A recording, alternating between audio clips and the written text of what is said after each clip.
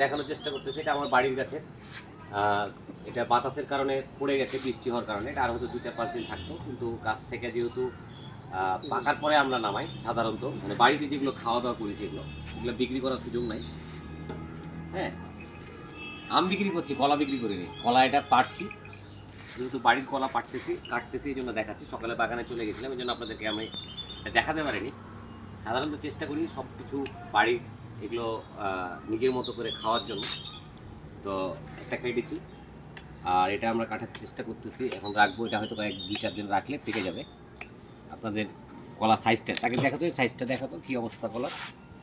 কলার সাইজটা দেখেন কী চমৎকার। এই কলা বাজারে কিনতে গেলে দম আটকে যায়।